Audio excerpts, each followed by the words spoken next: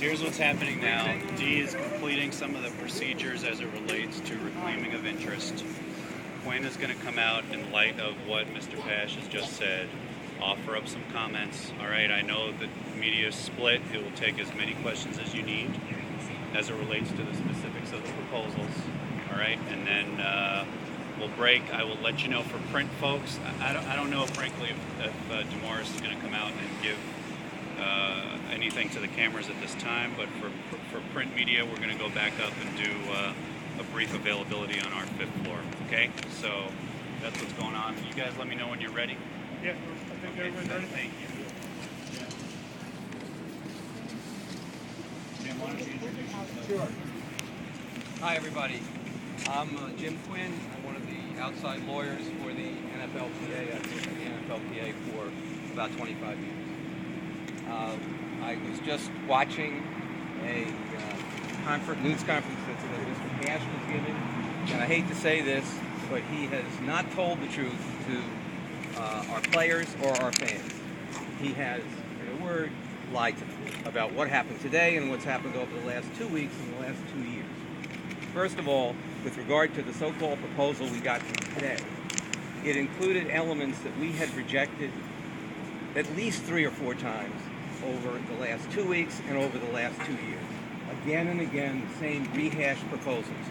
The bottom line was, and even in the proposal they gave us today, they wanted the players over the course of the next few years to give them a $5 billion gift.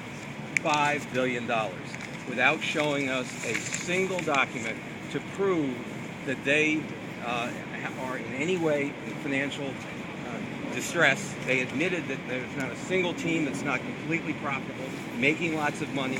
They said that to us over the table again and again and again. They have forced us into a situation where we could not agree to a $5 billion give back. They actually proposed today that the players should roll their salaries back to the 2007 levels.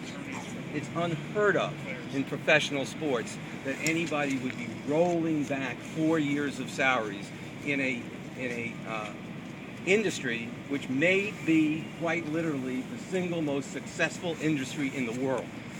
So what we have seen over and over in the last couple of weeks and the last couple of years, unfortunately, is, and I hate to use this word, but it is a fact, greed on the part of these owners, particularly with regard to how they are, they want to go forward. And they certainly don't want us to be their partners. They're trying to turn the clock back, literally, to 1987 when I first got involved. And we were amazed and shocked when we got this final so-called proposal that included everything that we had rejected over the last 2 years. Most significantly of which included not only the $5 billion rollback, but insisting on what effectively is a veteran wage scale, which would prevent players, most players, to actually get to free agency. The free agency that they fought for 4 years back in the late 1980s and 1990s, and which changed the game and made it so much better a game than it is today. Jim, you want to take some questions? Sure. Jim, how big a, I know the word trust has been thrown around a lot, and obviously it's felt like this has been 2.5 years coming. How big an issue was trust in these negotiations from one side of the table to the other? Well, in the adult world, we have something called trust and verify. The fact that asking for these financial statements for over 2 years and never once getting anything other than a few days ago they offered us things that both our investment banker and our accountant said were close to ridiculous numbers, meaningless, and really, in essence, designed to mislead the players that they had some kind of problem. So whatever trust that we would hope would exist, it doesn't appear to be there anymore because they can't trust their players to be intelligent enough to look at some financial statements and be able to decide whether or not they truly are hurting. I would just suggest to everybody, if you think about it, does it make sense to you that if you wanted to prove a point, you would refuse to give whatever evidence existed that would prove that point, unless, maybe, just maybe, it doesn't prove the point. It proves the opposite. It proves that, in fact, they are the most successful industry, certainly in sports, and perhaps anywhere.